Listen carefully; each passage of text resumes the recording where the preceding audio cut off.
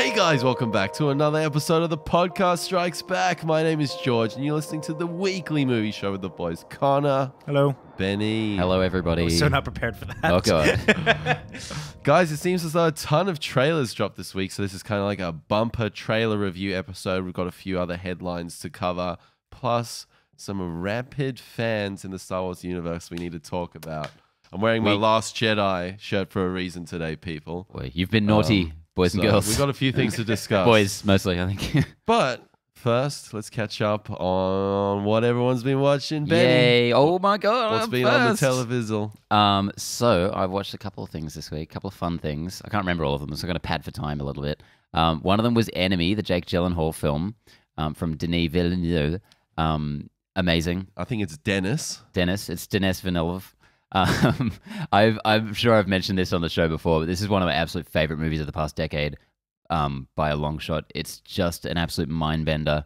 Blew my head off the first time I saw it. I sat there for like half an hour after the credits ended, just thinking about it, and then spent the next week reading about it. Watching it again was really cool. It's the second time I've watched it, so the first time I've watched it with like full knowledge of the film, and what it's trying to do. If you haven't seen this movie, I don't want to say too much about it. Just watch it. I remember you told me to watch it years ago, and I chucked it on. Highly, highly recommend this film. Denis Villeneuve obviously did Blade Runner 2049 recently, and what's another one he did? Arrival. That was fantastic as well. Prisoners. Yep. And this one is just fantastic. I still haven't seen this. Yeah, it needs to be on. I'd be interested to hear what you would think of it. Honestly, it's esoteric as fuck. Like, it's not a narrative film. It's not a literal film. It's looked very much like. I think that those are the kind of films that I have a hard time putting on. Like you have to be in the mood for that kind of thing. You look at, if you've got 5 movies that you're thinking about doing, and one of them is really easy to watch, you're always going to be like, that's an easy one. Now it's a Saturday afternoon film. It's not like a Wednesday night. It's you got to have time to think about it. It's not just an entertainment. I'll take your word for it. No, seriously. I found it more of like a Tuesday noon, Thursday, like a brunch kind of like. Yeah. No, but as you said, you trawled through the internet because there's a lot to uncover with this film. You don't want to have plans right afterwards. You really don't. You want it'll time sit with to you. think about it and discuss, because there's a lot of stuff going on in that film. I also watched Hereditary. Of course, we'll have a review up soon. I won't say too much about it, but that was an experience that was very cool. Yeah, I watched that today. Check that shit out. Yeah, I would highly recommend that. And I can't remember what else I watched, so I'm just going to sit here and drink some more while George tells us what he watched this week. Yeah, I watched... what did I watch? I am literally blanking out. Oh, yeah, I remember what I watched. The Breaker-Uppers at the opening night of the Sydney Film Festival, and it's a New Zealand comedy. Taika Waititi was a producer on it, and himself and Jermaine Clement from Flight of the Conchords were script consultants on it. Nice. Just a fantastic film. If you're into that New Zealand kind of style comedy, if you're a fan of What We Do in the Shadows or Hunt for the Wilder People. They have a genetic and cultural advantage whereby they don't need to say anything funny, but the way they talk is funny. Yeah. So Did you ever see Black Sheep? Oh my God. Black Sheep. I love that movie. Yeah. We watched that down in Melbourne. Yeah, we did. Yeah, I remember that. Yeah, so this was just, if you're a fan of that, you will just love this. It is absolutely hilarious. Would you chuck it up there with like Wilder People? More straightforward comedy. It doesn't have the sort of surreal aspect to it. It's not a genre film as per se. It's a comedy. But like a laugh out loud funny. But hilarious. The audience was just absolutely cacking themselves. And they came on stage, and honestly, these ladies are fucking. They're just a hoot, man. They're the directors. The two stars. Really wish them all the best in their film career. I'm excited to see what they do next, because they're just hilarious. And that was good fun. And if they really reach the big leagues, then we can claim as Australian. Yeah.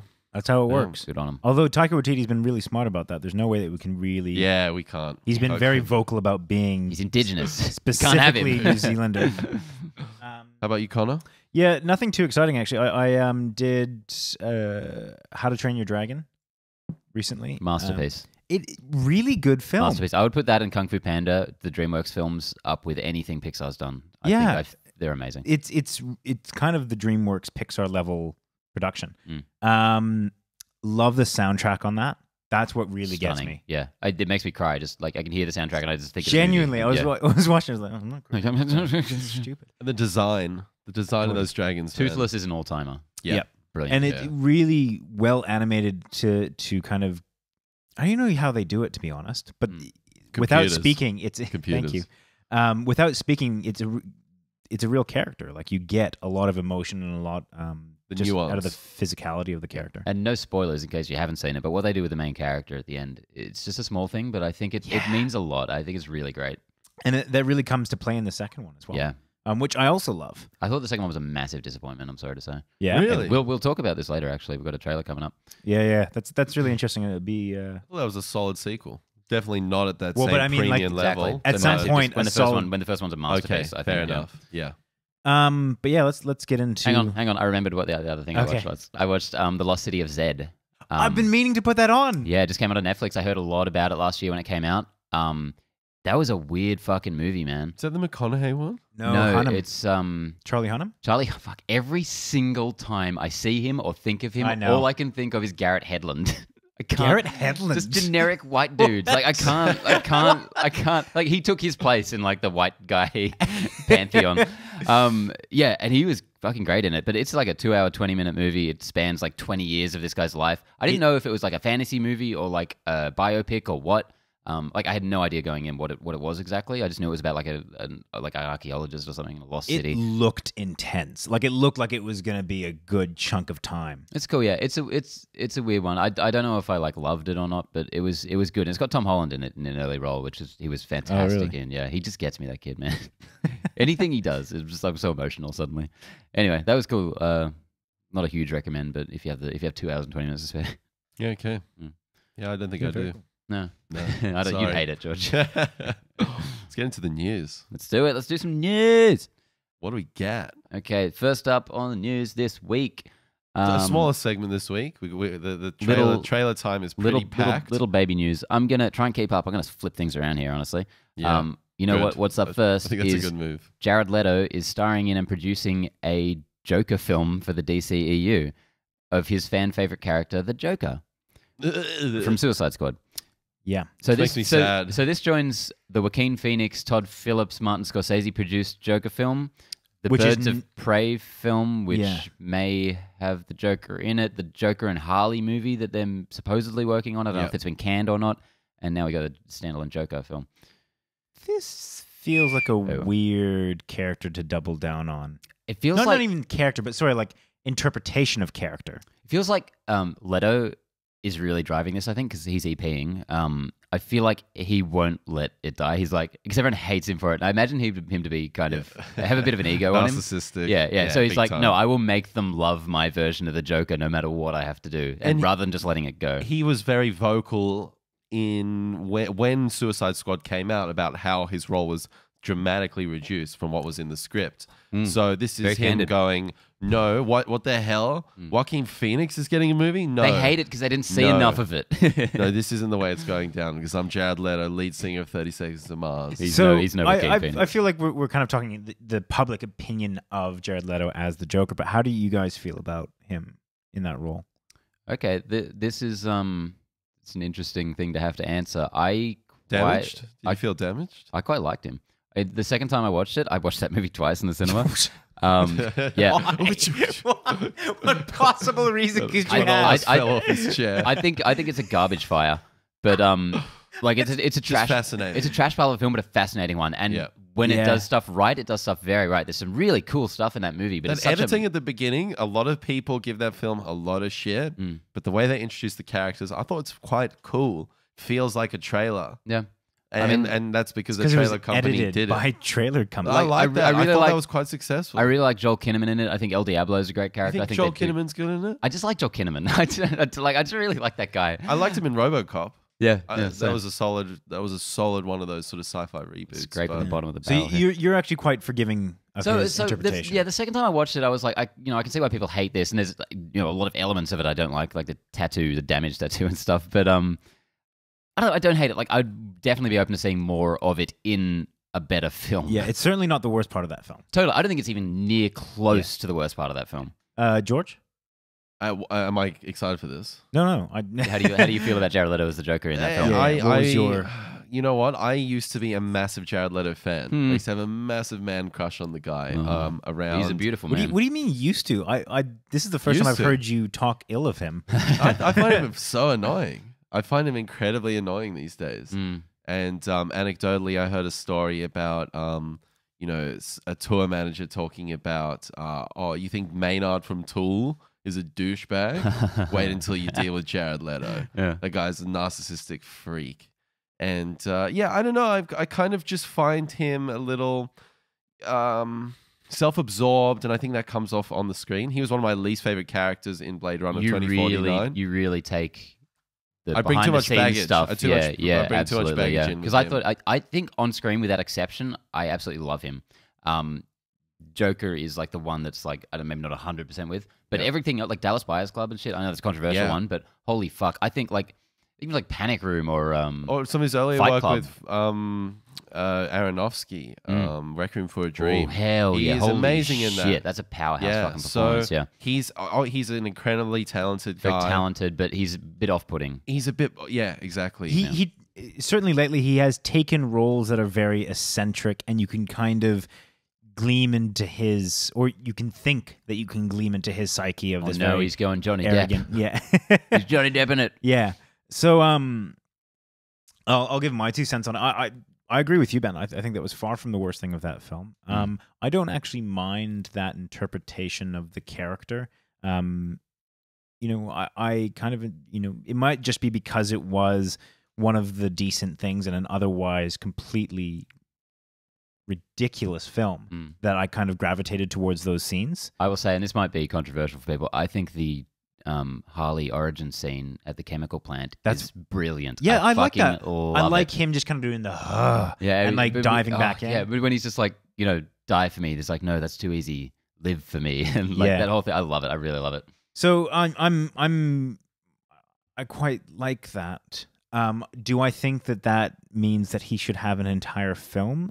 I don't know about that. Like we said, this is some decent moments in an otherwise horrific film. That's where the DCEU is at this point, I'm just like, and they're just like, fuck it. Like, what are they going to do? Something worse? What's the likelihood? What's the likelihood that both these standalone Joker films come out? It's 0. In your guys' opinion, 0. Do you think neither of these will come out? I think after Aquaman, there's going to be another DC movie for 20 years. Certainly not a live action one of this scale. So you guys saying neither of these are coming out? I don't think a Leto one will happen. The Leto one won't happen. Not a standalone. Maybe. How could they sell that? Like, he's a joke. The Leto Joker. He's a joke. No pun intended. Yeah, come on. You intended it. Yeah. Look, I think if anything comes of these spin-offs, it'll have something involving Harley Quinn. I think that's a major selling point, at least from a marketing and that kind of standpoint. But I don't think Jared Leto has the kind of pull that maybe he thinks he has, or that DC thinks he has, or that they think the Joker has, or that interpretation of the Joker. So yeah, I'm not holding my breath for this film. The Joaquin Phoenix one might happen. The Harley Quinn and Joker one almost certainly. And the Harley Quinn, it's not Gotham City Sirens, Birds of Prey. Yeah. We that one covered it not too long ago. That one's definitely coming. Yeah, I think that is a much better move for DC than going down these multiple. What is canon? What isn't canon? I think this is going to get murky. It's going to get messy. How do you explain to the everyday person, there's a Jared Leto that's canon, part of this universe, and then there's a Joaquin Phoenix, which is its own thread. I don't know. I think it gets a bit confusing. I reckon let's put a pin in this. We got a lot to talk about. Yeah. Can we do a DC episode, like the future of the DCEU soon? Just talk about every project they have in development. Let's do that. Because there's some weird ones. Yeah. And then revisit like a year from now and see what actually happened from it. I would think that'd be great. Next up, number 2, Matthew Vaughn says he's working on a kick-ass reboot that could potentially find Patience Lee, an African-American single mother, taking on the vigilante mantle. So Kick-Ass 2 is one of the worst films ever made. I think washing the slate clean is the only way they could ever do anything with this franchise again. Such a shame, because I loved Kick-Ass 1 when it first came out. I loved Kick-Ass 1. I saw it 4 times in the cinema. And the second one, I don't even want to watch the first one again ever Yeah, after watching the second one. I don't know what it is. Sometimes a sequel will come out and it will just taint that first one so badly. It just undoes all the goodwill. Yeah. To be honest, maybe it's just because I don't remember the second one, but it doesn't sway me either way. You MIB'd it. Yeah. I was just like, I think I could forget this. Surely there's things that I could remember that are more important than this. But I'm with you guys. I really enjoyed the first one. So just to clarify, is this something that he's doing as a spin-off that will very clearly be in that universe and maybe use characters from that universe? Or is this just a wipe the slate clean, let's do it again? No, I'm surprised to hear he's working on this, honestly. Because he's supposedly in with Man of Steel 2. I don't know how official that is at this point, but I just don't think there's any... correct me if I'm wrong, but I assume the second movie bombed hard. I actually don't know how much the first one made. I have absolutely no. I think the first one was like a surprise success, and I think the second one was the just Kick-Ass like movies. Yeah, let's grab the second one must have like failed. Okay, so Kick-Ass 1. Jim Carrey like denounced that fucking film before the press before it came out. Yeah. Oh, he hated it. Yeah, well, no, it wasn't even about that. It was about the violence of the film. Yeah. So why'd you take the role, dude? That kind of annoyed me though. Here's a guy that quite clearly was acting in some very violent scenes, and then comes out after be like, I don't support the violence. Did you not watch what the first fuck one? do you think? It was the same thing. He was good in it too. Yeah, it's the same thing as was it Chuck Norris that put up a fuss about the violence in Expendables? And you're like, you're in an Expendables film. What the fuck did you think you were doing? Yeah. They just got that paycheck, and then we're like, now I'll stick to my morals. In all fairness, all the violence in Expendables movies was added digitally later. So Kick-Ass 1, on a budget of 28 million, pulled in 96 million at the box office. Globally? Yeah. Wow. And then Kick-Ass 2 for 28 million, so they didn't pump any more cash into the budget. That's cool. Box office hit 60 million. So big cut from the first one. Yeah. You know, with 36 million down that's from the first one. Pathetic. A sequel should be making double what an original film made. Or at least on par, you know. So at least, yeah. Interestingly, Vaughn is obviously looking at doing this, but they're also looking at a Hit Girl spin-off, which would either focus on her earlier life or, some other aspect. Yeah, I just don't want to see that. Why? I just don't want to see that. I don't. The Hit Girl shtick has just been ruined for me now.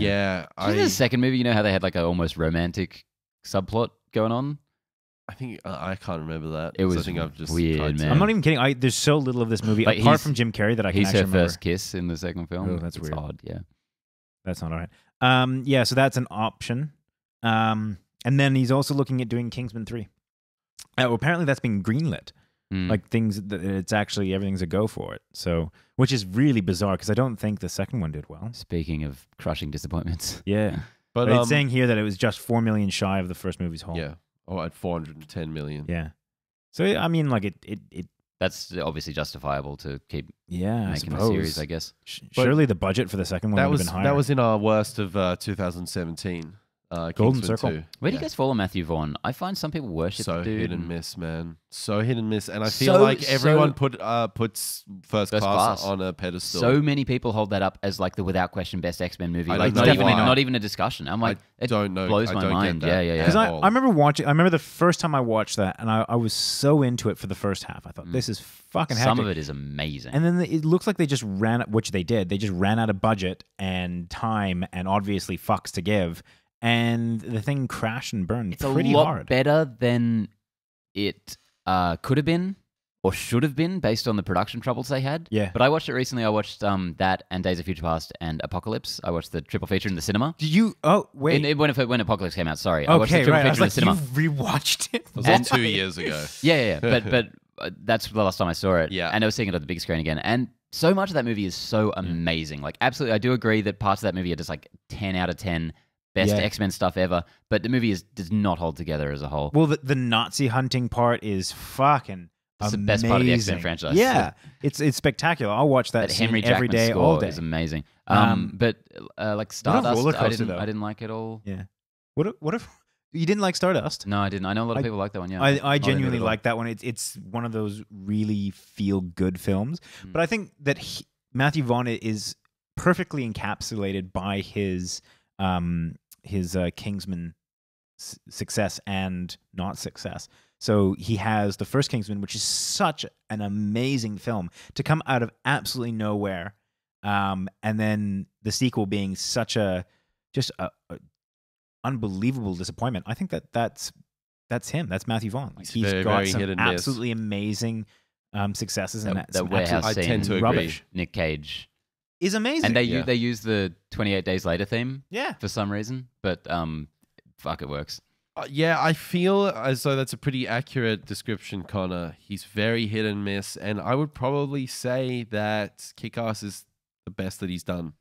I love the first Kingsman, but once again, it's that same kind of like bitter taste in the mouth. Now that I don't feel compelled to put on Kingsman anytime I don't want to watch it soon. again now. No, I don't want to ruin it for myself. I would say I'd Kingsman's his best. Push through it. Now it is a good film. I think it's his best now that Kick-Ass has been ruined. Yeah.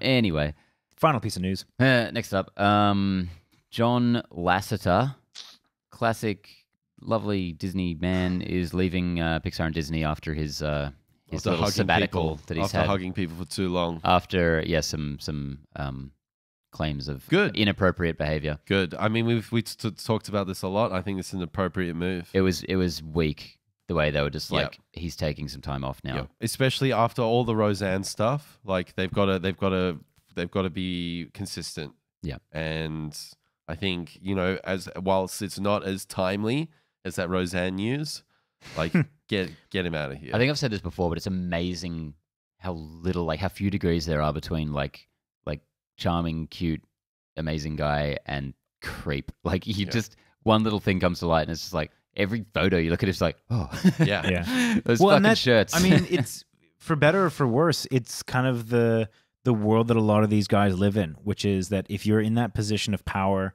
or if you're in the spotlight like that, there is absolutely no room for error. Like you can't be making comments that might be fine in a room where it's just some like random people, where there's no like huge. what was you don't his have position HR. at Disney? Sorry to put you guys on the spot. Was he like He was head So of something. So he was he creative. was with head or so he was with Pixar He from was a Pixar guy. 1985 Yeah. to 1995, like within that period. He was Like, principal that's when- consultant for them, and then he was. That's when Toy Story came out, and Yeah. he directed he that. ran But Pixar. He was with Pixar for a long time, like helped build that. Mm. He's obviously an incredibly intelligent, But then creative he was guy. the head of Disney Animation or something, wasn't he? After I think when they really started pumping Disney animation, because I think the last hand-drawn Disney animation was 2005, Home on the Range. Princess and the Frog, that was But that was the that was a reboot. comeback. Yeah, so that was Yeah. 2008. Yeah, so from Home 2007 on the to Range, yeah. 2018, Lasseter also oversaw all of I Walt Disney Animation Studios. Yeah, so I think films. that's when they started doing the computer-generated stuff. Everyone remember Bolt with John Travolta? Oh my God. Ah, fucking Why? weird. Why do you bring that shit up? I'm sorry. Ruining my long weekend like that. I don't know. This is a weird one for me. But Yeah, I'm just glad that we're in an age where people are getting Well, it feels so weird that Accountability. accountability. Exactly. yeah, but it feels weird where they're hiring some guy that choked. We just talked about it. Some guy that choked out a girl at a party. He gets a job, and then fucking John Lasseter, who apparently hugged people a little bit too long, he gets kicked out. Yeah. That feels weird. Like Emil I'm all- Hirsch did his time, man. He did 15 days in jail. He paid $5,000. Fuck off. See, that's For fucking choking that woman out. disgusting. Like that. Fines need to be proportional to income. Seriously. $5,000. You just go around choking people and giving them $5,000. There you go. Yeah. It's that's such a weird one, man. Anyway, what time is it, George? It's trailer time. A long trailer time this week. Seriously one, long yeah. trailer time. All right, so we're going to jump right into the thick of it with, I think, one of the most watched Among Us trailers in a very long time. It's Spider-Man Into the Spider-Verse, the animated Spider-Man film that's coming up. And Miles I'm Morales. not a huge comic book animated guy. I'm so fucking excited for this film. Looks Yeah, amazing. this looks nuts. The art style they've gone for this is very unique, very creative, very, very beautiful. I think this is the most gorgeous 3D animated movie ever made. I haven't even seen it. Pixar does amazing stuff, but there's like a house style to their work. Yeah, for sure. They don't really go outside of the box. Yep. when they're like Incredibles has kind of a more stylized look, you know. More so in the newer one, I feel. Yeah, like statuesque kind of characters and stuff. But this movie is actually like doing really interesting stuff visually. There's a certain look to it that we were talking about, Ben, where you know you have the RGB red, green, blue of the comic book press. You know those 3 inks, and this film in some scenes it looks like they've got that when they're just a little bit off from each other, and you've got that that sort of almost like 3D glasses, red and blue. Yeah. If anyone who's read a comic book from like the Silver Age, the 70s or 60s or whatever, like you will have seen comics that like the colors don't line up with the lines, like they're just a little off on the printing process. And with that effect in there, it feels like a comic book coming to life. Like I don't think I've ever seen a film really look like this. Yeah, and there's an amazing sense of depth. It almost looks 3D without the glasses. Yeah, like there's this blurriness to it, which is such a bold move to just make the movie look blurry for Spider-Man as well. So cool. this will be the big question for me. While I think it is unmistakably beautiful and it is unmistakably novel, like it's something that hasn't really been done before. Is that going to be too distracting? Is it going to be... Because I do admittedly find myself kind of almost dizzy watching this, particularly on a bigger screen. Yeah, I genuinely wonder if you're watching this for an hour and a half or 2 hours, I'm not even sure how long it'll go, is that going to be a bit too much? It definitely has a chaotic and kinetic vibe, but hopefully they pace it out evenly throughout the film. Yeah, because there are certain scenes that look much more standard and like a lot less extreme. It's like the action scenes get really wild, and then there's just kind of dialogue. Like the final scene where the dad's shouting at the kid from the cop car. That's pretty standard. Like, that's pretty standard. So they didn't seem to have that really vibrant, punchy style. So this is Sony Pictures Animation, who don't have like a lot of big like critical hits under their belt. Is Aardman under Sony Animation? I think so. Yep. So which is interesting because this movie kind of has a stop motion look to it. Yep. It's at like 12 frames a second, which I don't think is actually Peanuts. I think last year that was also Sony Pictures Animation. That was a gorgeous looking movie. They did some really great stuff with that in terms of making 3-dimensional kind of animation look like a 2D picture. Okay, they did really cool work with that. I didn't actually see the movie, but watching the trailers, it was gorgeous. Look, I'm like I said, not a huge comic anime fan. Very excited for this though. If nothing else would look, but also I love, and we can start getting into the content of it. I love the concept behind this. So this is not part of the MCU or anything like that. This is a different universe in which there are several Spider-Mans, and they're getting weird with it. Like they're doing stuff that they just couldn't like do in the MCU. Because like this has Kingpin in it. It's got some kind of Green Goblin in it. This is the first Gwen time, Stacy, Peter Parker, the first Miles time where Morales. I've been like, I'm glad that Sony has some control of this character. I'm glad that we don't have to keep this all in this homogenous MCU where everything connects. We can see something completely different. And I'm really thankful for that in this. And also, we haven't even mentioned Lord and Miller produced. Yeah. So, fuck, man. Like, if I don't expect, I don't expect stop there. I don't expect any element of this movie to be as good as how it looks. To be honest, like to be really kind of blatant about the film. But if what are they doing with Peter Parker? Like that's interesting. They seem to be taking some risks. The busted ass Peter Parker. Yeah, I love it. Jake Johnson, really interesting casting. But something about his voice that's just like it just exudes this kind of disheveled human being. He's done. He's cooked. Too much Spider-Maning. It's really interesting. It's something we haven't really seen before, and of course, Spider-Gwen showing up. That's going to be a big deal for a lot of people. So this is my most anticipated movie this year. I think. So. This looks as though it'll be the counterpart to Miles Morales and not Peter Parker. What? Gwen.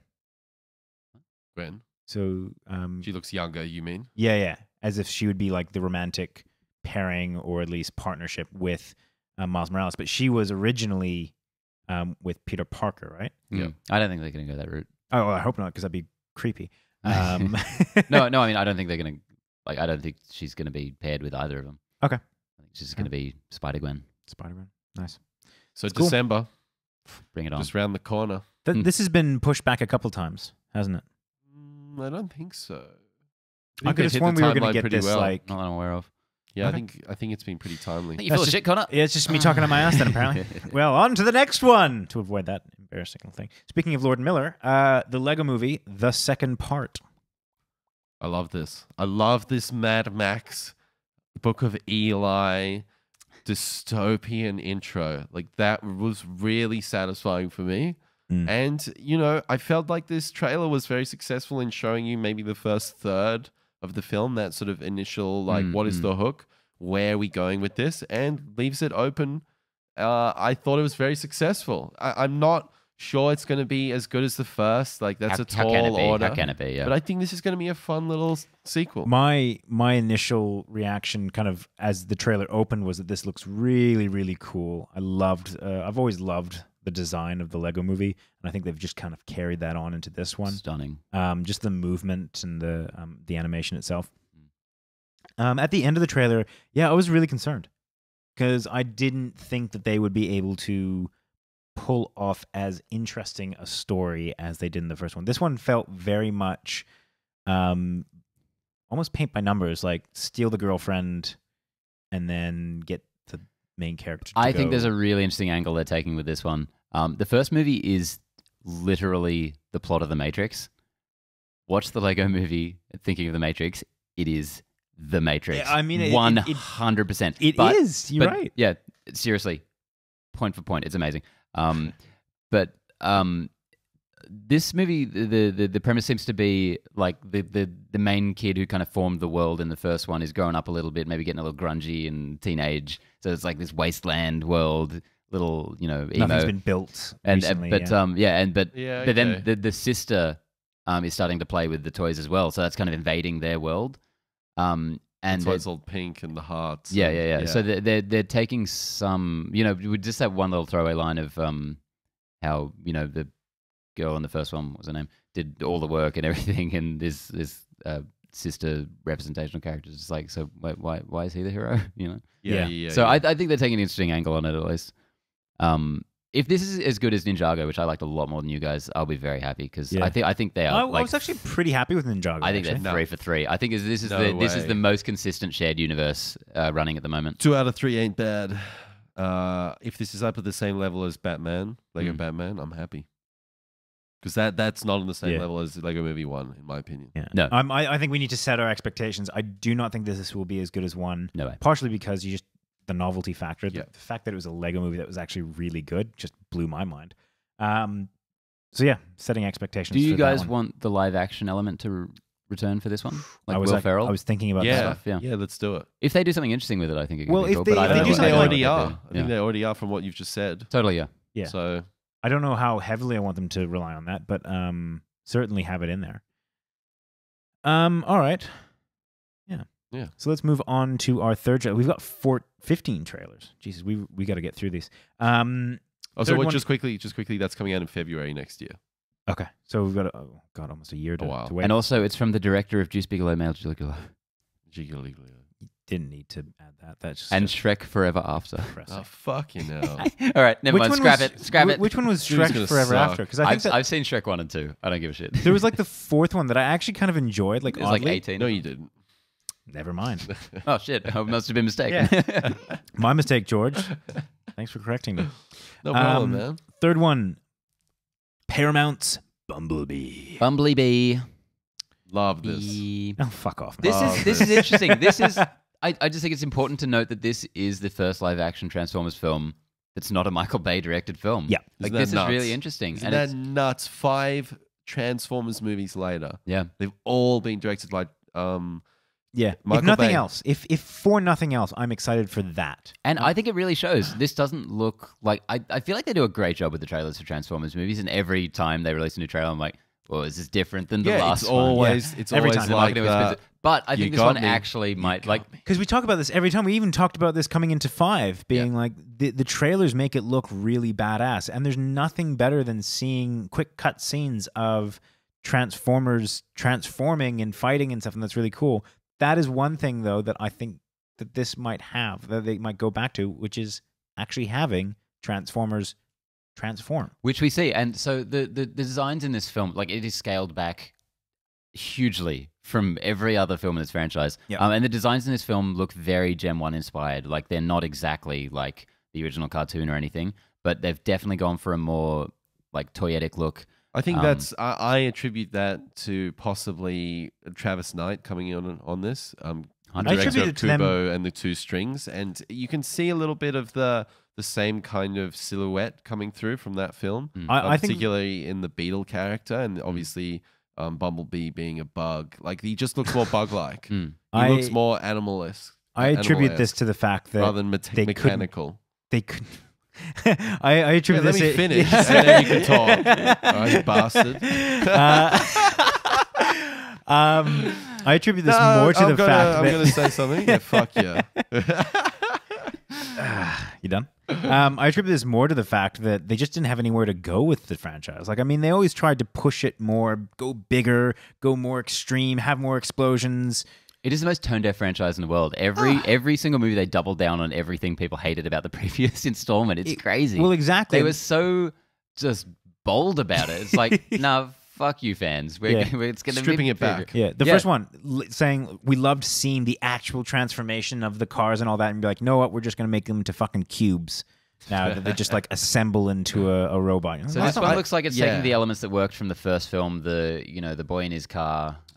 Stuff. You get the Bernie Mac voiceover from the original film in this, and they're just like, it looks like they're kind of remaking the first movie but stripped back, which is crazy. A great move. And the first one is probably the best one out of those Michael Bay ones, and it's because of that Spielbergian kind of get your first car story that was quite endearing, and Shia LaBeouf really sold it, I thought, and I hope that's a fun story to tell, and I hope they can tell it well. I really like Shia LaBeouf in all three of those films. Really? Yeah, I really do. I kind of like Shia LaBeouf. Like, he's just kind of seems like a tortured soul. Now that he's gone insane, I think he's a very interesting figure. Very interesting. Yeah. I love going back when he was real young, like watching like Holes or something. Yeah, because I did that. It's great. He's really I love good. that relatively recently. Yeah, I did that relatively recently, and it was intense. You're gonna grow up real fucked up. Can we please watch the Transformers 3 trailer after this? It's such a good trailer. Oh my god! I don't know if you guys remember. It is the moon one? A good trailer. That's so good. Dark of the Moon one? Yeah. Oh, I remember it. It was brilliant. amazing. Yeah. It's got that shot of Optimus Prime like flying down and then like sliding across the road, just decapitating. Yeah. And it was like, this is gonna be good. And it was okay. Starscream looks to be the villain in Bumblebee, which is cool. He looks like a much more Gen 1 inspired design as well. Like he Gen 1 is in the 80s cartoon. The original toys in the cartoon. Right, okay, yeah. Which is cool. Starscream's fun. Yeah, I always like that character. Coward, yeah. I'm not even going to say cautiously optimistic. I'm actually quite nervous about this because it's still part of the franchise that I think has driven. It's a soft reboot, I think. Yeah, but it's still part of it. The continuity, totally. But the continuity of the Transformers movies is so fucked. It's amazing. Every movie you find out the Transformers were on Earth earlier than the last I'm movie. like, oh come on! Like, there's something brilliant about the Shia LaBeouf character that like discovered he was the link to these Transformers, and then you find out he's not whole actually. Thing that they tried to do. Oh, it was deplorable and unnecessary. Deplorable. Yeah, seriously, I renounce that. That's a good word for the Transformers franchise. Actually, it was deplorable. Wouldn't you say? I would say it's pretty accurate. I hope this movie's fucking great. I hope so. I'm really rooting for Travis Knight. I'm really rooting for that guy. Absolutely. For anyone who doesn't know, he's the director, the Leica director who did Kubo and the Two Strings, and he's worked on all their other films. And we're always harping on about how great that film is. Yeah, you are. And it's on Netflix now. Really? I'm going to watch that tonight. Nice. Cool. So, number 4, Ralph Breaks the Internet, the poor man's second Lego movie. And number 5, surprise here. So this is what, the Emoji Movie 2? I don't know. Yeah. Look, all right. So I guess first of all, what did you guys think of the Wreck-It Ralph? Really wanted to like it, didn't like it. Really? Liked it, not as much as I wanted to. I enjoyed it, and I liked how they didn't play as much on like the IPs as a lot of people thought that they were going to do. I liked that Mario didn't really show up, and that they didn't do that. It seems like they're going to change it up hard. Seems like this one it's like Ready Player One for Disney. This one they've just skipped the whole premise of the first one, which is like classic neglected video game characters. They've just gone, no, Amazon, Snapchat, like Google. Weird. Yeah, like it's what the Emoji Movie is doing. It's like basically a Twitter circle jokes. jerk for Disney. Yeah. That's what it looked like. What did you guys think of the Disney princess scene? I like the concept of it. I like Disney kind of uniting its IPs like that. I don't know. There's something about it. Like I can't help but be like I like seeing all these characters together and stuff and interacting. I hope they're like a big presence in the film because they got back all of the original voice actors, the surviving voice actors for these characters, which is cool. And I like the way they've reinterpreted the Snow White and all these old characters for the modern CG look, the modern sort of tangled look. I think there's a lot of fun you could have with that. I think I think they look Disney really great. There was just something that felt so forced and insincere and vacuous. Yeah. That's I felt empty, and that's what this whole trailer evoked to me. I feel like there's at least one part of it that's gotten a lot of attention on the internet, and that's the kind of I don't know how to the comment about men trying to save us, and she is a princess. And when I first watched that, I felt that was very on the nose, and it was weird that we had this and the Lego Movie come out at the same time, both with very similar jokes in similar areas of the trailer, and I thought that the one in the Lego Movie was pulled off far better because it felt less on the nose, but kind of more in the continuity of it all. So I like the sentiment of it. Like I guess it makes sense and all, but at the same time, I was like, this feels very pushed. Like the entire trailer feels like that. How about the joke at the end? How weird was the joke at the end?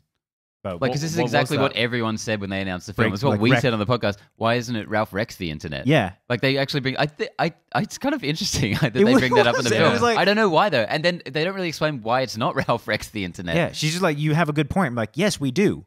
So answer the fucking question. They didn't make anything of it. She was like, breaks the internet is kind of a thing. Is that a thing? I don't understand that. I hate the fact that I know this. This is a Kardashian thing, isn't it? Okay. Kim Kardashian breaks the internet? Yeah, Wasn't that a thing? Yeah. She posted some nudie photos and quote unquote broke the internet. Yeah. Which is, again, a weird thing to call a kid's film. For our Kim Kardashian knowledge. Yeah. Okay. I think that's they acknowledge it is kind of funny, but the trailer. I really don't want to see this. We got it, man. We're professionals. No. Look, I'll be honest. I'm gonna give this movie a chance. It can't be worse than the trailer looks. Well, that's what I'm thinking. That's the thing. I don't think so. If there's any residual creative talent from the first movie carrying on to this, I'm sure it'll be solid. Disney Animation, they haven't made up like a bad one. I mean, I'll be honest. I didn't see Bolt. You didn't see Bolt. The real kind of tragedy of this is that I'm probably about as excited to see this as I am Incredibles. Damn. I'm really not excited to see Incredibles. I think that. Yeah, I'm not that low, but I know what you mean. Not that low. Yeah, like he's not negative on the Incredibles, but negative lowness. Yeah, I'm negative on the Incredibles because I expect such I've put such a higher bar. Like if they fuck up Wreck-It Ralph, I'm not gonna care at the end of the day. But if they start pissing on IPs that I really love, like The Incredibles, and Toy Story and all those kind of things, then I'm gonna have a beef with you, fucking Pixar. Oh, I thought you were looking at me. Fucking you, then. One times beef. Can I try and guess what the next trailer is? Yes. Is it Suspiria? It is Suspiria, but I don't want to talk about it. I fucking got it. Anyway, whatever. Suspiria, cool. Remake of the Dario Argento film. Had a very sort of old school horror kind of vibe. Yeah. Getting a bit of a Shining. Real abstract. Kubrickian. Have you seen Suspiria? No. Because you're a big horror guy. No, I haven't. It's sort of like been one of those ones that I've been meaning to watch for a long time. It's well renowned. Yeah. I haven't seen it myself. Sort of 70s, 60s? 70s, I think. Yeah. Dario Argento actually directed an episode of Masters of Horror, this anthology TV series where they'd bring in classic directors to just make an episode. Such a good Canada. series. So he directed this episode, Jennifer. Did he do that one? Fucked me. Oh my god! I saw it when I was 14. Fucking terrifying. I saw it when I was 14. It ruined me. Like that's one of like the two things that have scared me most in my life was the episode of that show. Like I would the fucking scenes of her in the hallway. Oh my god, the face. I watched the special features on the episode, and they chucked in a bit at the end of like the documentary that was just like a jump scare. God, I was so angry. Fucking it sticks in my mind. Trusted you. Her face, but her sexy body. It's confusing and scary. Great series. Yeah. Fantastic Anyway, series. Masters of Horror. Check it out. Yeah, for sure. Suspiria. Yeah, the trailer itself, I don't think has anything to it really. It's very Quite short. It's short. It's abstract. It's more of a tonal feel. You're not getting a lot of. There's no story. plot or anything. Yeah, it got me interested. There was some imagery in there that was pretty cool. See, this is where I kind of lie. Like with trailers, I don't like trailers that are very plot centric, where they're like, "This is what's going to happen in the movie," because you feel like, well, "Why the fuck am I watching the movie? I know what's going to happen." And I don't like trailers that are not plot centric. Well, that are like have no plot at all and are just kind of like a quick succession of images with weird noise, and they're like, it's artistic. Like, no, fuck off. It's just laziness. So I like some, trailers that are somewhere in between. Give us a little bit of what the movie is, give us that tone, but also give us, what the fuck we're about to watch. Yeah. The score is composed by Tom York. From Radiohead. Radiohead. I think that's pretty cool. I'm not a big Radiohead guy, but I like the boy. I like Tom York, yeah. I think he'll be able to do some really interesting stuff for a horror movie. The other fella does a lot of film work from Radiohead. Agreed. His name is escaping me right now. Damn. He's very, very talented. I love him, personally. Nice. And I'm not going to look up his name. I refuse. Well, then we can move on I can to... annoy all the Radiohead fans. Halloween. Yeah. No, no, you didn't get it. Sorry, it's a Mortal Engines. Oh fuck! This is Peter Jackson's we watched director. him in the other order. Anyway. I really want to like this and get excited for this. I really want to hate it, like and luckily I do. I like steampunk. I've always wanted to see steampunk. You wear goggles all of the time. Yeah, with my jetpack, going to work. This seems like it's kind of right up your alley. It feels like... I don't know why I thought you were going to say right up your ass. I was like, that's not a saying. That's not a saying. Oh, wait, wait. It feels right up your alley. Mortal Engine. I got London up here. Because it seems to be like a weird mix of steampunk and anime and just kind of that wackiness. Harry Potter, The Hobbit. Yeah, that like I said, just seems up your alley. But it did come off, admittedly, a little bit.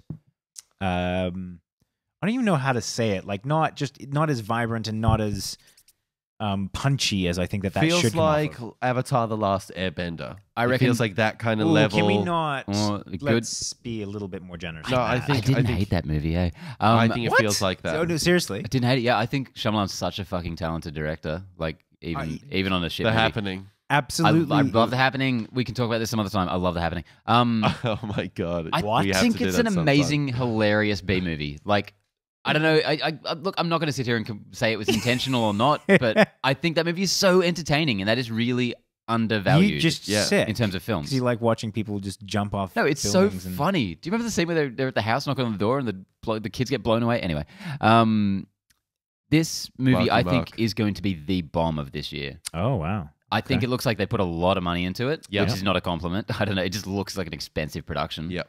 I don't think it looks good, but I don't.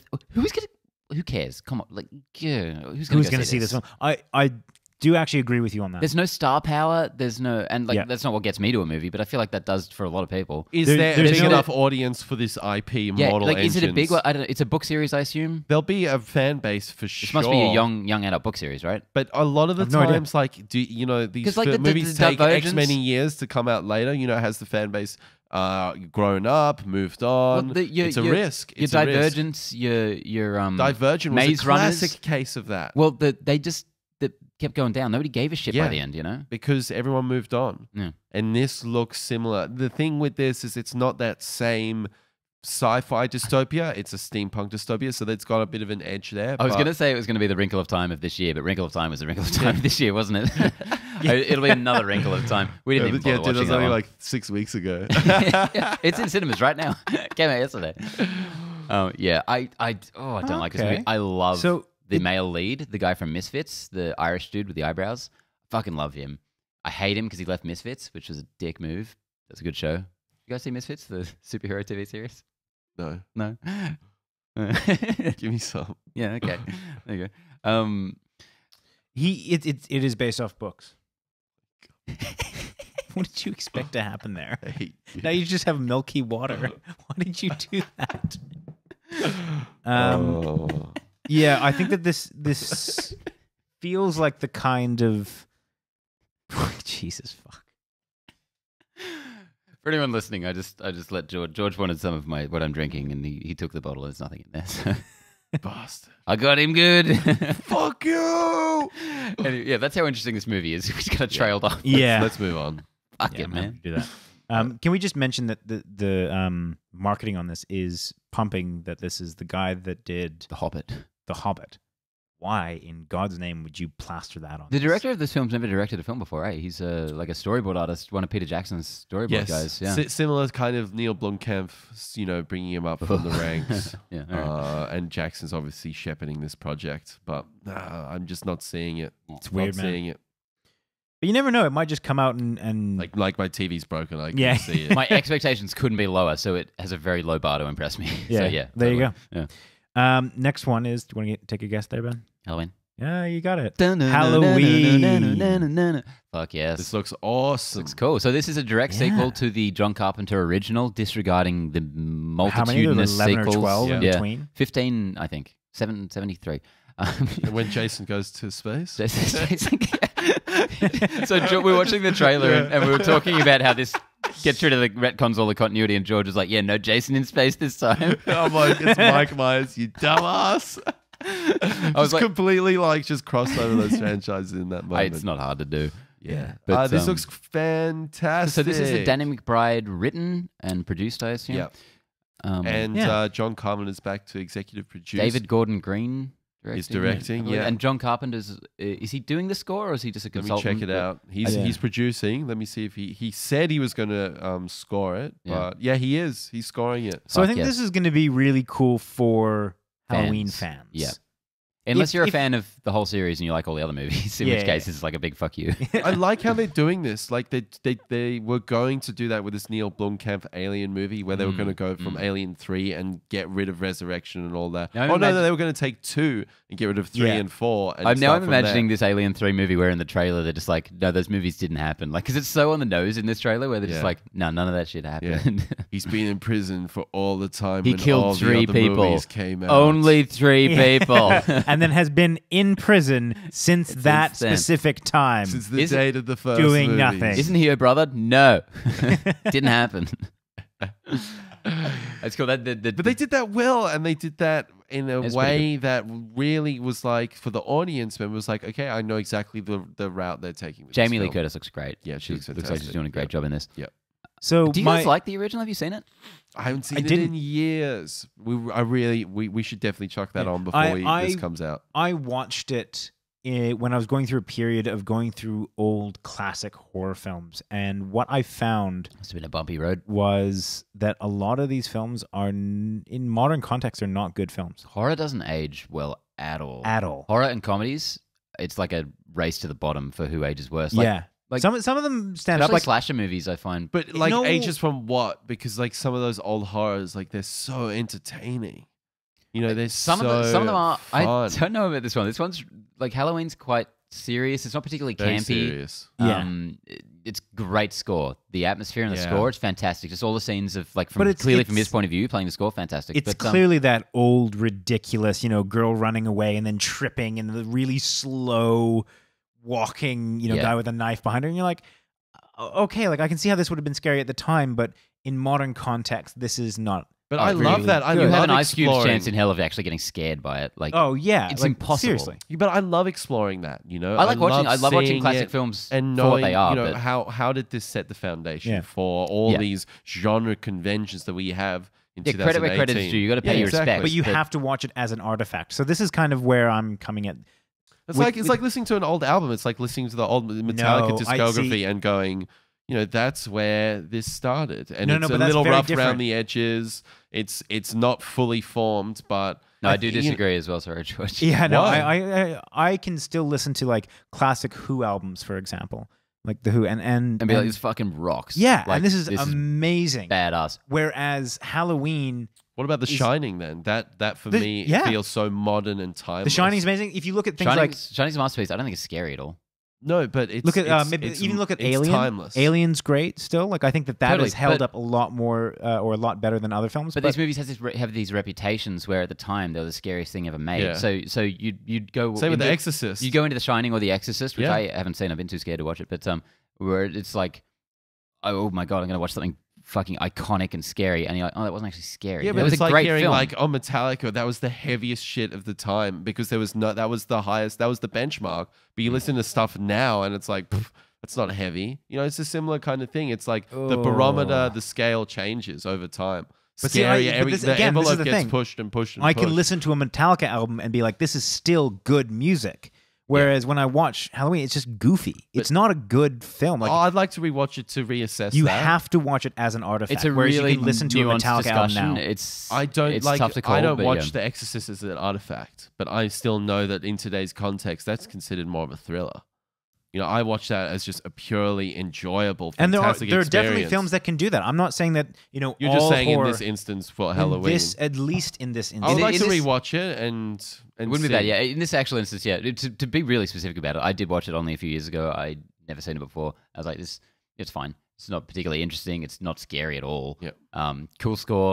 1978. You know, this predates a lot of Jamie Lee Curtis is cool, a yeah. lot of different slasher films. Yeah, so it did a lot But of again, time. like but it's if just, you're talking about how this is like the first, then you have to look at it as an artifact, not as like you can't just chuck that into contemporary cinema and just be like expect it for it to hold up on its own. yeah. Yeah, and that's my point. However, what I was going to say around that is this is a cool opportunity to see if the concept can be modernized, and that's something I am looking forward to see whether they can make something that's at least tense, maybe not scary, but certainly tense. And I hope they do it without just reverting to, just overdoing the gore. I'd like atmosphere to still be a part of it. that teeth scene was great. Yeah. It was very cool. Fantastic. Yeah.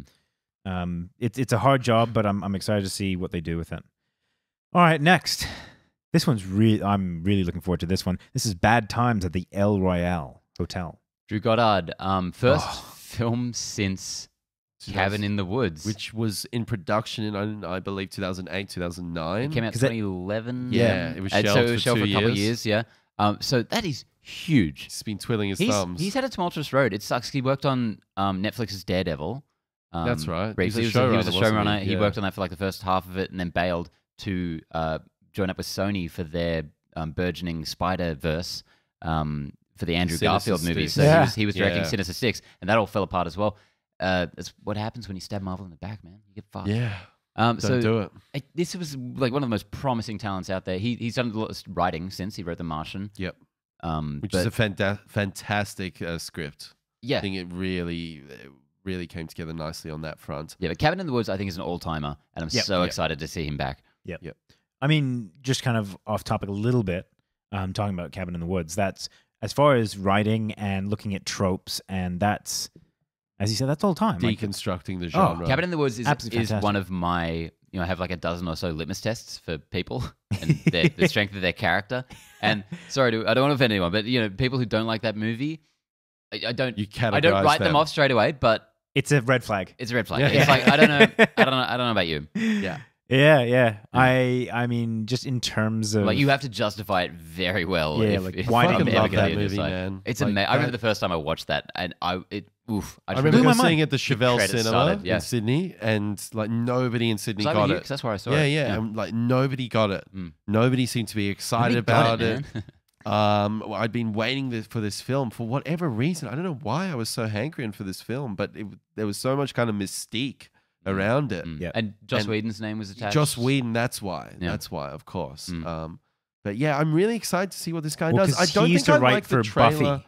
I don't think I liked the trailer for this as much as you guys did. So I really liked the trailer even before I realized where it was coming from. I didn't Yeah, know anything same. about this movie. Same. So I could have watched this trailer with the name blanked out, and I sort of been like, that's really interesting. But his name is definitely like the main selling point. Yeah, stellar cast attached to it. So Chris Hemsworth and Jeff Bridges and John Hamm. Yeah. All really like heavy hitters in Hollywood. Yeah, it looks like one of those cool, really big ensemble, like, I don't know, kind of Tarantino-y, but Murder mystery, like there's an unraveling of a mystery kind of thing. Yeah, like there's like all this weird backroom stuff. I like it's kind of that. like Cabin in the Woods. Very, very intriguing. And Hemsworth looks great. I mean, we've talked a lot about how much we're kind of into him right now lately after Infinity War. He needs a hit, man. Dude is underutilized, and I'm very interested to see him. George. Christ almighty, George. Start again. We got to start the pod again. I've got friends. Scrap it. I've got friends. Yeah, no, I totally he looks agree. cool. Is this weird? I don't know. He's like some weird hippie, like cult leader or something. It looks like that, doesn't it? Yeah. But I mean, Very if, cool. if I were to have to tell you what this movie is about, I don't think I could do it. No idea. Like I don't know. And this is what I mean. A heist gone wrong, maybe? Yeah, I like they think fucked so. up in the wrong area. So this is what I talk about, like having a perfect trailer and that sweet spot in between plot and atmosphere. This is it. I couldn't tell you what this movie's about, but I know I want to go see it. I know that there's some interesting characters in there. I know some of the hit points of this film. So, and that's what I think is perfect. There's also Dakota Johnson, who I am very lukewarm on, I guess, is Really? probably the best way to put it. So she was in Cabin in the Woods. I thought she was great in that.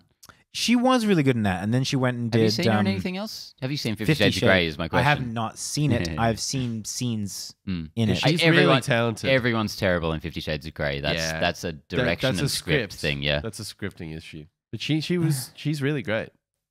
I think she has a lot of talent, and I hope that she can find her groove. How to Be Single is a modern masterpiece. I'm just kidding, I haven't seen Don't it. remind me of that. She's been in some big movies. I think like Social Network, 21 Jump Street. Everyone in Cabin in the Woods is phenomenal, and I think that's like a direction thing and a script thing, but it just shows they all have it in them at least. Yeah. And Cynthia Erivo. I'm even not sure how to pronounce that. And she's, I have no idea what she's from. She seems to be a little bit of a left field add to this. Wild card. Yeah. Glad you brought her up then. You're welcome. Thank Wikipedia. Yeah. Thank you, Wikipedia. Let's burn through a few of these. Yeah. We're losing George. Already. I Slowly but gotta surely. hit the hay, boys. How to Train Your Dragon 3 is the next one. How to Train Your Dragon. It's good that I've just watched the first one. Works out well, and I will probably watch the second one this week. How to Train Your Dragon 3. Now, this is not the next property in the series. They've had a number of TV shows, I think with Netflix, that has expanded on the universe. Those are far more directed towards kind of young kids, I feel. I watched like one episode of the series and I was like, it's not for me. Yeah, like this is Kind not of like Clone Wars. That kind of strategy. Yes, Younger but kids. Yeah. totally, yeah. Younger but a kids. little bit more for young Even kids. more. But like Yeah, even like younger. there's not like the kind of lore to kind of Yeah. really Because, I like, mean, sure. Train Your Dragon is a kid's film, far more than Star Wars It's just got is. a nuance. Yeah, so they've kind of gone for Adult even a elements, thing. for sure. Anyways, we talked about how we all loved the first one. I really enjoyed the second one. I don't think it quite hit the same highs. I'd have to as watch it again. I just remember being really disappointed, like just not liking it anywhere near as much as I wanted to. Yeah, I think that might have been the expectation. Liking a lot of elements of it. But Yeah, and the soundtrack was also just really great in the second one as well. I love that the kind of Gaelic and what is that band that they use? It's the one that sounds Norwegian but is actually just gibberish. Sigur Rós. Sigur Rós. I'm pretty sure they use a lot of that, or at least that kind of sound, That vibe, very yeah. atmospheric and vibey and all that. So yeah, I felt that for this movie, I like the design of the female dragon that they're going with that. However they do that, but for me there was not enough in here to get me excited about this film. It seemed a little bit like we're retreading a bunch of things from number 2. Yeah. And I'm excited to go back to this world. It looks fabulous. The design's great, but for what it is, it's nothing more than that. Plot wise, nothing's really grabbing me. Very thin. Yeah. But I love the way they do advance this world. There are consequences. Characters go through changes. The city changes, their life changes. Time passes, which is really cool. Like obviously, we see him at the beginning of this with a huge beard, which is cool because he was like 14 in the first one or something. Yeah. So I really like that. Totally. But yeah, nothing in the trailer really grabbed me at all. I don't like the whole introducing it's the female toothless. So that's a bit weird. That's a bit weird, and it also feels like every movie they have to level up. Like the second one, and it was cool finding out about more things like that the dragon can do, and this one feels like it'll do the same thing. Like he'll have to discover his new power to overcome the bad guy. I think I kind of hated in the second one. It was the second one, right? Where it was like there's like an alpha dragon that commands all of it. I didn't like any of that at all. Yeah, I don't remember why. I really got to watch it again. That. I also didn't like how the one black person in the entire world was the villain. That was wrong-headed. I think that was a silly move. That was. It's weird. Just I'd prefer not to touch that. Yeah, I know. It just I don't know. Don't do that. This one, but it does seem like it's a very similar plot for this one. Of like, there's just another guy that there's a bad guy. There's a bad guy that comes in on the ship. Save the dragons. The first one.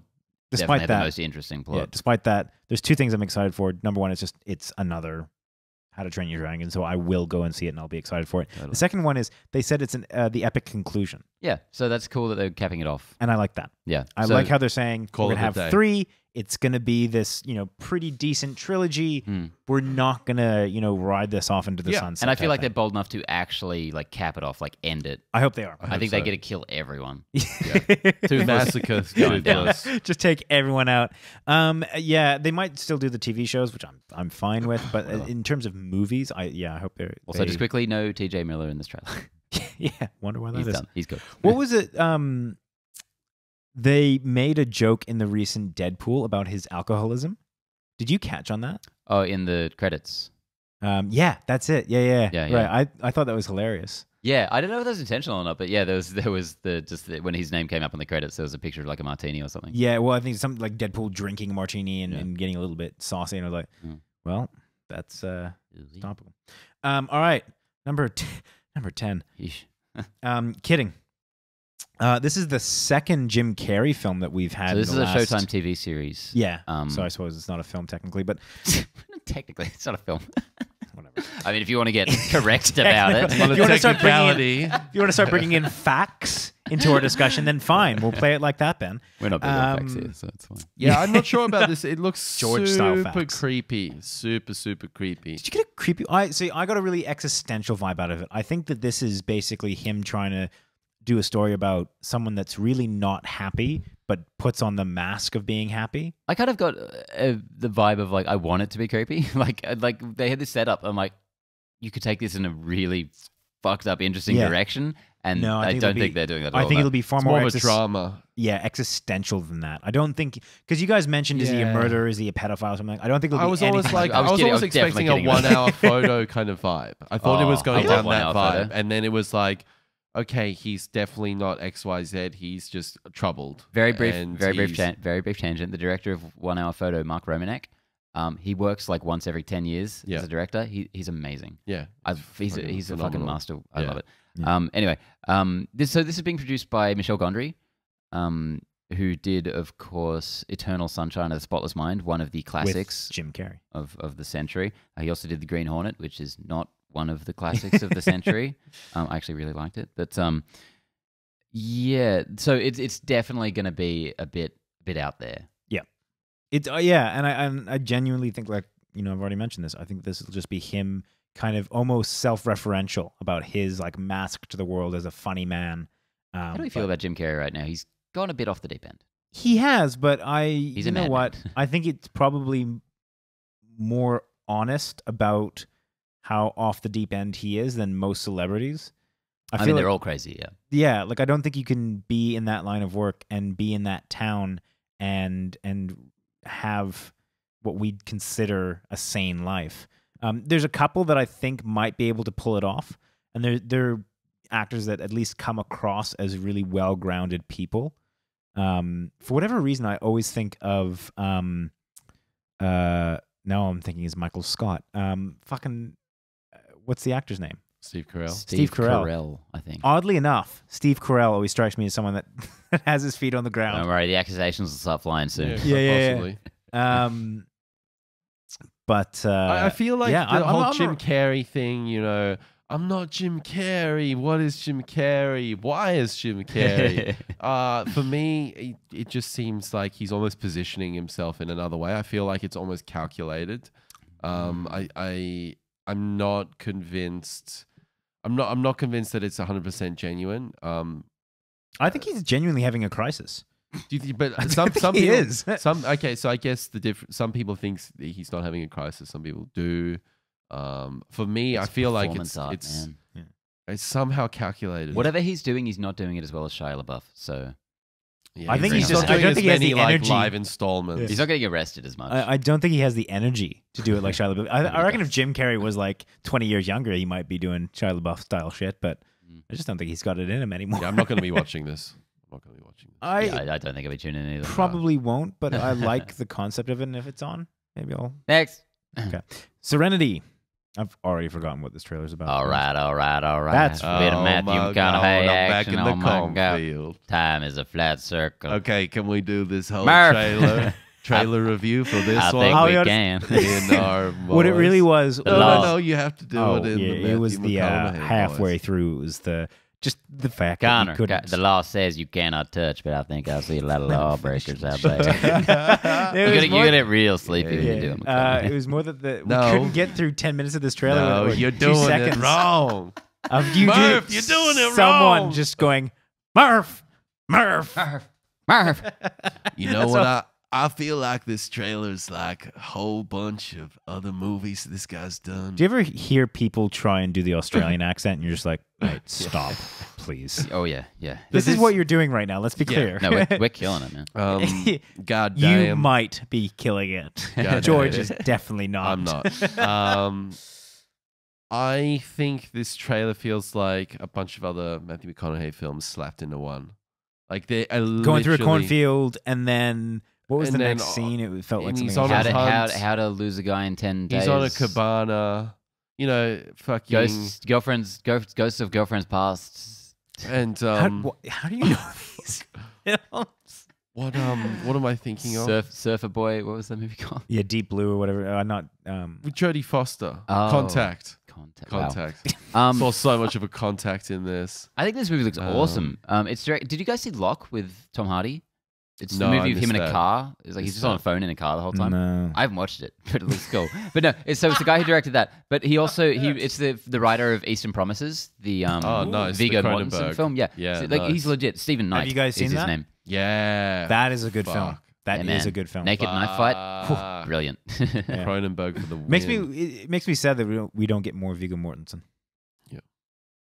Yeah, It's just so learning another 6 languages. I don't know. I this movie was sold to me on when I first found it as the movie where Anne Hathaway wants Matthew McConaughey to feed her husband to sharks. I was like, okay, interesting. But there's so much more going on here. I don't know what it is. From what I can guess, I feel like the entire town knows what has been propositioned, and it's just about like him trying to decide whether he's going to do. You gonna do it? Yeah, that. You gonna do it? You gonna do it or don't do it. Which it adds an interesting component to that kind of It is interesting. heist.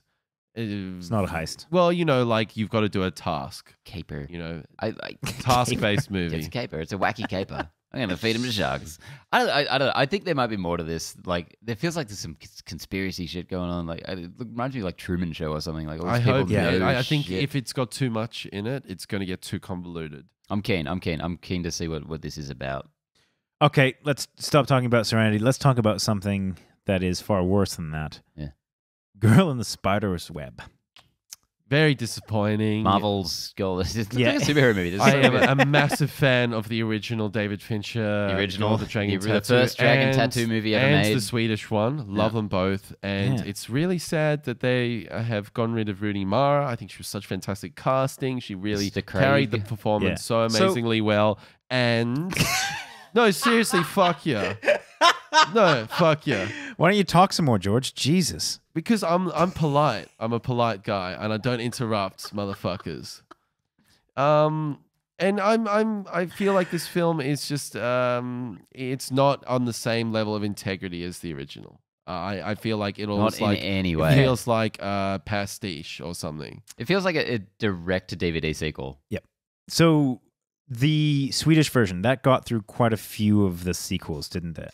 Because they didn't stop at one. They did They three, did the yeah. Millennium Trilogy, The three original, books. the Stieg Larsson books. Yep. He's died, and there've been more books written about the Yeah, it characters. was the I girl who think. played with fire, and then The girl who kicked the hornet's nest. Yes. So this is the one that was released posthumous. Posthumous. Posthumous. Jesus. You're killing it today, George. I think so. It's interesting that they've jumped that. You know, they've gone for that book. I don't know why you would go down that route. Yeah, I've heard the post Stieg Larsson stuff is no good as well. Yeah, because he didn't write it. Is Daniel Craig's character in this? Do you know? No. He should be, but Like not the actor. I think but in like the book the he's character. referenced. Okay. Like he's still he's involved in the books. In the main 3 trilogy, he's very much involved. Oh yeah. I have no idea if he's anywhere near the property after that. This feels like it started out with really good intention. I have a feeling that they would have wanted to start a sequel with Rooney Mara. They're like, can we get David Fincher? No. Can we get Rooney Mara? No. Can we get David Craig? No. Shit. Okay. We don't really have anything to work with here. And then that's kind of, I can see how this would have tumbled out of. Can we get Claire Foy? Okay. And they would have gone for, all right, we can't do the original trilogy because we don't have Daniel Craig, and it feels weird just trying to continue that feel. And then the other thing that I think has happened is I don't know whether this is actually the movie or whether it's happened in marketing, but it feels like they're trying to market it as like a vigilante style movie. And it looks like Daredevil or something. It's so weird. Yeah. It looks like Arrow. It does in a lot of ways. And I feel like that's might just be coming across as the marketing. She's got like the opposite colored villain. Yeah. Very strange. And that flies in the face of what I thought the original 2, like the Swedish version and the Fincher version, I feel like that flies in the face of what that was. I mean, for all the differences between the Fincher and the Swedish one, they were both good, and they both were, in their own particular ways, true to the original material. This will unite the fans who argue about which is better. Oh, no, they're great. Common when enemy. did the Fincher one come out?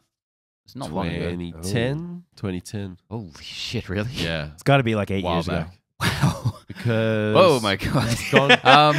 What year is it? What? Yeah. How old am I? Yeah, because Social Network was I gotta 08. pick up my kids. Or was it 2012? Maybe it was 2012 actually. I'm looking at you. That makes more sense to me, I guess. I don't know. Because Social Network was 2010, and then and then 2014 was Gone Girl. Okay, yeah, okay. So yeah. So this is like following fairly hot on the heels. 2011. As far as having like a whole new cast and everything, like this is essentially like a reboot or like a soft reboot at least. And it's weird how at the end of the trailer they kind of invoke the opening sequence from the Fincher version. You know, when she's getting sucked up in the and it looks like the immigrant CG, song. yeah. Yeah. I'm like, no, you're not allowed to do that. They'll definitely do that. Like they'll definitely have a sequence at the beginning. Sucks, with that. man. We talked about. I reckon this movie's gonna bomb hard. Yep. There's not as much money went into it as Mortal Instruments, Mortal Engines. Small engines. Fucking YA shit. But yeah, I don't think anyone's gonna go see this. Why would you? Well, Yeah. I don't know what they were thinking. Like, And the level of style is just not there. Like you watch those David Fincher trailers, they're so beautiful. Okay, so the trailer for his Girl with the Dragon Tattoo is one of the greatest amazing. trailers ever made. This one doesn't have the same like sleek, clean cinematography that Fincher does. Doesn't have Led Zeppelin either. yeah. which if they try and they should do have done. another opening sequence, like, why would you even attempt that? Just walk out. I think after they it. will. I think they'll try and leverage off that original one. You know, Ugh. they'll Rooney try Mara and connect slated them as well. You got to stop calling hard. Fincher the original one. It's the original, man. It's the best. Yeah, Rooney Mara, like Nailed it. on your New Mirror pace. I haven't watched the originals.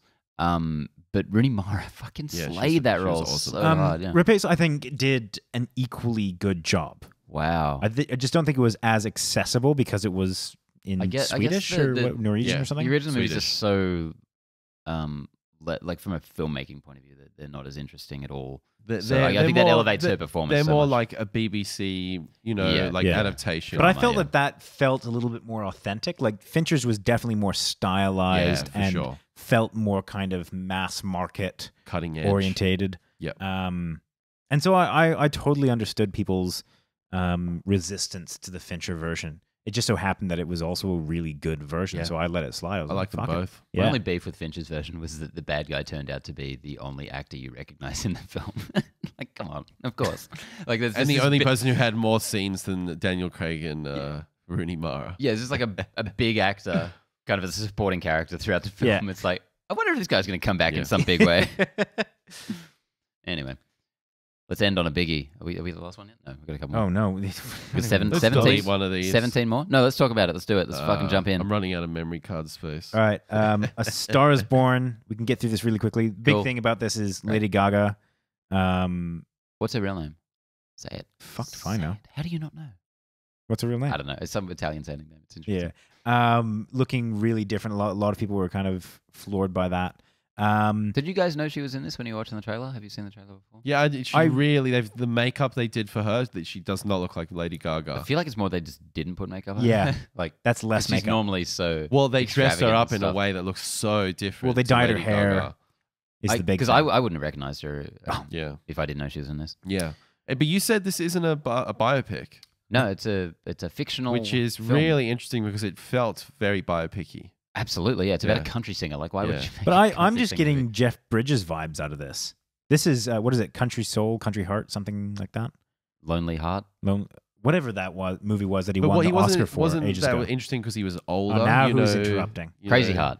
Crazy Heart. Thank you. Hey. Wasn't that interesting because he was an older kind of performer? And because you can't understand fucking word out. I'm not really sure where they're going with this one. You know, he's like at the peak of his career. Bradley and Cooper he meets directed. a girl and she comes on stage and things happen. I think Things happen in the South. The first time I watched it, because there was a lot of hype behind this trailer. Well, I mean, Bradley when it was first Cooper's screened. directorial debut, right? Yeah. And the first time I watched it, I was like, okay, country singing. But watching it this time, I'm like, this kind of looks phenomenal. I It don't know. looks good, and that's Yeah. why I'm kind of weirded out by the vibes because What Crazy makes it- Heart was also really good. It looks like look a good to you guys. I don't. Like, why do you like it? It just looks like it's gonna pack a bit of a punch. It looks emotional. It looks like it's gonna have very strong musical performances. Bradley Cooper's doing amazing. Apparently, they recorded all of the musical numbers live in the scenes, It sounds like which is him. very cool. It's Yeah. definitely him singing. Yeah. No, but I mean, like they didn't pre-record them and Yeah. dub them or something. Like they actually performed them for the scenes. Oh, wow. That's pretty cool. Yeah. Like how many takes would they have to do for that shit? Yeah. But yeah, this looks cool. It feels like there's something authentic when you do a country western style singing one because it's not made for mass market. Like you have to love this shit for you to actually attempt to make this kind of movie. So I reckon that it'll be done with a lot of love and care and hopefully that shows on the screen. I reckon it's a grab a few Oscars. Definitely best original song. I'm sure. Oh, surely. Hmm. Any other thoughts on that? Nope. Cool. Siberia. Nope. Next. Yeah, that's a John Wick. movie. John Wick 2.5. So Get George, rid of the samples. yeah, George, you wanted to talk very specifically about what made this a bad film. Oh yeah. So shoot. A Bad bad trailer. trailer. Yeah. Yeah. Trailers Yeah, are- I think it's interesting. Like, why is this a bad trailer? And I think for me, it's a bad trailer Because because it's a bad movie. there's no sort of sense of a hook in here. Like, what makes this different from John Wick? It's like, yeah, it's like, remember what is that's what you need in a trailer. You need something that grabs your attention and ropes you in. And this seems so standard. We're just in white walled hotels, and it's interesting how all even the set, even the production design can be something to hook you in. Well, it's like this guy who loves John Wick. Here's him without the skills or the action scenes or anything that made you like those Yeah. movies. And I also feel like you see it with kind of cheaper films, and it does go to show that making a trailer is an art. Is that you watch some trailers and you're like, you're just putting scenes together and then adding music. That's not a trailer. Like there, as you said, there has to be a hook. There has to be something that's actually compelling, and you have a space of 1 or 2 minutes to create a concisive story or a concisive feel. And I feel like a lot of these trailers don't do that. They just kind of think, all right, what are the main points that we need to get in there, and chuck in a couple scenes of him like cocking a gun and looking off into the distance, and they try and compensate with putting more in. Fuck you guys. This movie looks amazing. Yeah. Sorry, I zoned out for a bit there. What? What are we still talking about Siberia? Oh no. Well, All right, there's one we forgot to put in, The Predator. Did you guys watch that? Was there a new trailer? Yeah, What? there was a new trailer. What? We completely missed that. Can we go watch it? Like, what are you talking about? Seriously? Was it better than last one? Way better. Fuck! And it has a fuck off new Predator that's like double size the You're- other one, and you're it choke kidding. slams him. Boom. You're lying You're to us bullshitting. now. Go check it out. How did I not see this? My Anyway, review for the Predator trailer. It was fucking awesome. These why guys the missed fuck out. did we watch Siberia? Wait, are you talking about the TV spots? Is it a TV spot? It felt longer than a TV spot. How long? 1 minute? 1 minute 30? I mean, what do we do now? Anyway, next up fuck we've it. got First Man, the Damien Chazelle directed, Ryan Gosling starring film about Neil Armstrong and whether or not he made it to the moon. I think he made it. Super weird. Such a dramatic trailer. Like, it's so intense. It's like, we're going to make it to the moon, man. But it's like, how much drama can you wring out of a story that everyone knows? It's not even drama. It's the fact that the score and the editing made it feel like at any time he was going to whip around with like an AK and just be like, let's get these fucking Martians. Like, it was an action film template. It was so weird. Like, you expect I loved the shuttle to explode at any second. It's like, Yeah, it was like Michael Bay. Yeah, I loved how they were creating like a sense of tenseness and, you know, apprehension, and that's cool and all, but it just made it feel super weird. And I think it might just be marketing trying to trick our brains into, you know, being like, fuck yeah. I liked the element in the trailer they brought in of the safety aspects, because, you know, you see rockets go up, you hear about Neil Armstrong, you know, there was actual like life.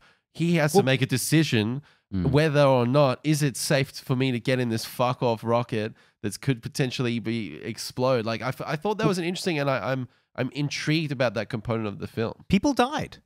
Yeah, exactly. Like, I mean, people died in the lead up. Like, there is genuine,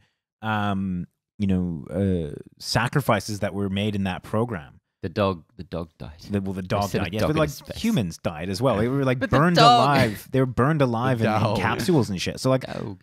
I mean, I get it where they're coming with the apprehension and all that, but it's just a weird trailer. This is a disappointing project for Damien Chazelle, who's previously directed Whiplash and La La Land. Looks Blandy McBland. Looks bland, man. Yeah, just some biopic. Like, this guy's a dude. Yeah, Whiplash, man. If you haven't seen Whiplash, do it. Do it. So the new trailer shows two predators fighting. Yeah. Fuck, man, what the hell? Yeah. How did this happen? What the hell, George? I just wanted to fuck you guys on the podcast. You have failed this city. I got to say, though, compared to the last trailer, this one schools it. I can't believe we're about to Schools it. give him his own segment now. After he has disappointed us so thoroughly. This is Ben's Ninja Turtles corner now. All right, that's what's happening now. Nothing happened this week. You had something nice and it's been happened. taken away from you because you didn't. You didn't share. All right, guys, time to hop in that land speeder because we're heading off to Toshi Station in Georgia's Star Get Wars some power corner. converters. Yeah. Guys, Star Wars is kind of in chaos. It's Let's kind be of honest with imploding. each other. And we got a few things to talk about, including Kelly Marie Tran, who played Rose in The Last Jedi. Assassinated by Star Wars fans. Pretty much deleted her Instagram after months of abuse.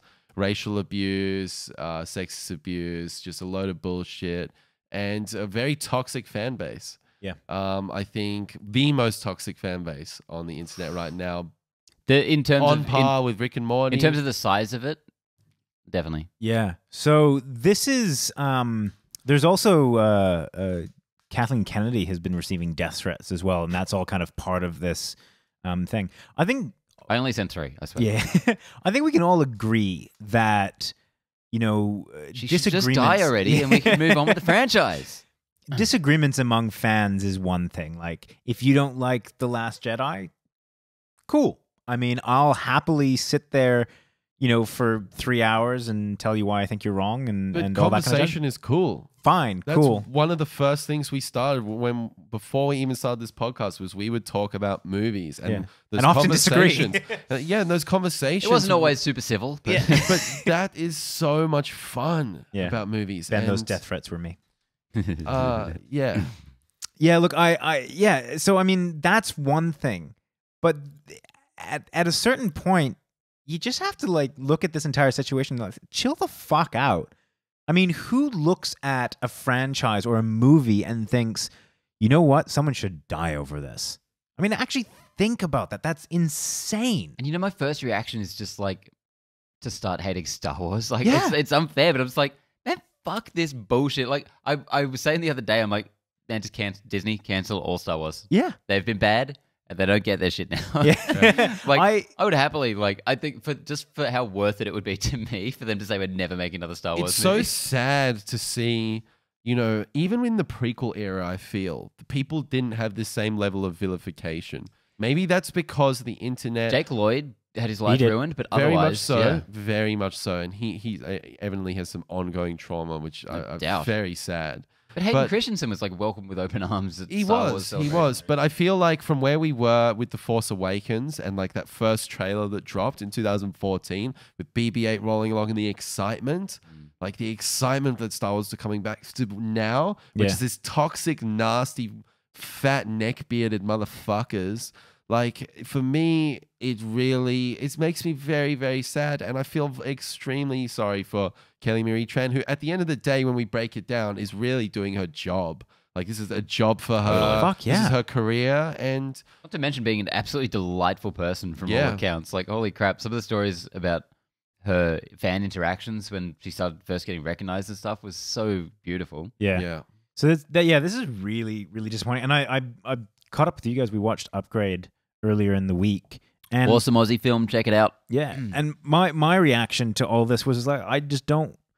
My initial reaction was I don't want to talk about Star Wars anymore. I don't want to give it any more time. It just makes me it's ugly now. And you can't, at the end of the day, you can't blame Kathleen Kennedy. You can't blame Kelly Marie Tran. Like, the fans only have themselves to blame for this shit. Like, I mean, you can make a bad movie and you can even ruin a franchise that you may have loved as a kid and all that, but for fuck's sake. Yeah. Put in some perspective. Everyone chill out, man. It's all good. Yeah, I really hope the Star Wars fan base can kind of audit themselves, take a fucking look in the mirror and say, you know, the fact that Luke Skywalker was different in The Last Jedi is not the end of the fucking world. Well, no, but even if you want to be disappointed by that, fine, but just temper your response. Yes. That's the kind of disagreement that you go on and be like, I'm really disappointed. And you can even say, I don't like Rian Johnson. Fine, fuck it, whatever. He certainly doesn't care. But it's at that point where you start, you know, making ridiculous claims and start, you know, saying death threats and bringing racist and sexist shit. Like, that's where it's not just a conversation, where that's just you being a dick. It's just abuse. Mark Hamill's reaction to all this is always great. I love that. He's always amazing. Like, he's the new William Shatner, who, you know, back in the 80s was just like, man, you guys all got to get a life. and now he's just like, what the fuck, people? Chill out. Get over it. Yeah. Man babies, man. All right. Let's cap this off with question of the week. Hello. This is a question about what you like eating. So what do you guys like eating or drinking just on a daily basis? I don't want to offend anyone, but this is a stupid question. I love This this. is not a stupid question. I find this very interesting. Like, you especially, you have very specific rituals, I find, for going into films in the cinema. Yeah. I go through stages, but yeah, I generally find something I like and I stick to it. So here's the question. What food or drink do you order when you go to the cinema? It's a water. It's What the a most nerd. boring thing. The sun chips and some popcorn. Grain waves. You Yeah, get grain waves. That's it. Yeah. And then popcorn. So grain waves for all our United States audience out there. These like Sun chips. Crinkly. Is that what they are? I think so. It's been a while since I've Crinkly been back home. chips. Crinkly They chips. feels like you know what it tastes like? Compacted newspaper. That's exactly what it tastes. Off, yeah, man. it's fucking. Well, then you can disgusting. stop having them when I open them. I won't. I'll remember this. I will I will not. consume that newspaper. Delicious newspaper. He's got to get his news, you know? How about you, man? I am not a fan of eating in cinemas. Okay. I've noticed that you sitting in a never big dark have... room, don't like doing it. You know, people like take pizzas and shit into cinemas. I'm like, no, I don't want to sit in it. I don't want to sit in the dark. Like, anyway, cinemas are dirty places and they're full of pests. Don't eat food in there. It is bizarre how we've just been conditioned to eat snacks and have to. food You when have you go to the it's cinema. a requirement. Yeah, it's Yeah. the only reason the fucking industry exists. Yeah. the I movie could be business. like dying. I could have eaten just the biggest meal of my entire life, but if I'm going to go watch a movie, I'm getting popcorn. Like, the idea of just going in without anything is bizarre. Yeah, I've never bought a popcorn. One popcorn. I've never bought like a bucket of popcorn Fucking hell. in my life. Really? Yeah, Have you ever taken anything into a cinema to eat? Beer. I do like I've taken beer in, plenty of beer. If I do have anything, like maybe 2% of the time I go to the movies, I'll get a bag of Maltesers. Okay. Yeah, Wow. I did that the other night, but paid $7.50 for it. But yeah, no, Sucker. yeah, I just really love being in a cinema. Is like a religious, spiritual experience for me. It's the place where you go to worship a film. You know, like it's the one place where I won't sit and check my phone or anything. Like even at home, I get distracted. When I'm in a movie, I just want to focus on the movie. If you're going to pay money to go see something, I mean, go like actually pay attention to what you're paying for, even though you don't pay money for it. Yeah, with food in hand. Yeah. So I normally get a big fuck off popcorn and I put sweet and sour chips in it, mix it up. So specific. And have a vanilla choc top. So for anyone out there who doesn't know what a choc top is. You mean the chili and sour cream? Yeah, that's the one. You know better than I do. And for anyone out there who doesn't know what a choc top is, like you need to come to Australia and check this out. Because I'm not going to tell you what it is on the podcast right now. It's just an ice cream. No, it's not. It's not. Yes, No. Like, comment, and subscribe if you want to know what a choc top is. If you want to know what a choc top is, do something below. All right, we got through it. And we saw the Predator trailer, didn't we? Nope. No. We're going to watch that right now. All right, guys. So we'll be back next week with hopefully less trailers. Please. It's too much. Just 15 trailers is a little too much. We got Comic-Con this week. We're definitely not coming back with less trailers. Isn't E3 coming up as well? E3, baby. Really soon, really Come on, soon. Nintendo. And the Soccer World Cup soon, huh? No. Huh? That's our wheelhouse. Nope. Right? Nope. No. Anyway, guys, we'll be back next week with Connor. Bye. Benny. And Ben. Oh. Bye. Bye, everybody. See you. Yeah.